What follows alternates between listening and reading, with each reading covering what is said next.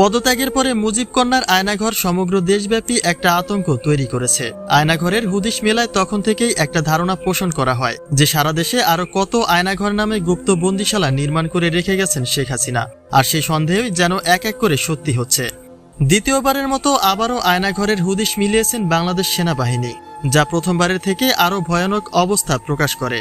বন্দীদের প্রতি কত নির্মম অবিচার করেছেন শেখ হাসিনা, এবার তার সকল গোপনীয়তা যেন এক এক করে বেরিয়ে যাচ্ছে। সম্প্রতি একটা ভিডিও চিত্রে দেখা যায় মানববিরোধী জীবনযাপনের কিছু স্মৃতিচারণ, যেখানে একের পর এক প্রতিবাদীদের বন্দী করে রাখা হতো বছরের পর বছর।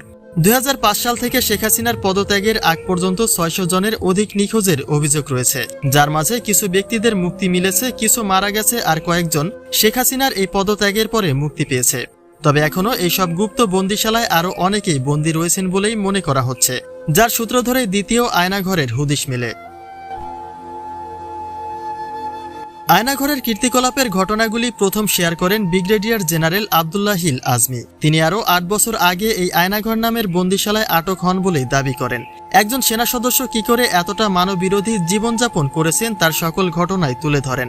তার ভাষ্যমতে আয়নাঘর এমন একটা গুপ্ত কারাগার যেখানে শেখ হাসিনা তার বিপক্ষে আঙুল তোলা ব্যক্তিদের বন্দী করে রাখেন বছরের পর বছর। আয়নাঘরের রহস্য উদ্ঘাটনে জানা যায় এটি এমন একটা আইন প্রক্রিয়া যেখানে অভিযুক্তদের আটক করে শাস্তি প্রদান করা হতো, কিন্তু এই কারাগার যে হবে প্রতিবাদীদের বন্দিশালা তা কে জানত।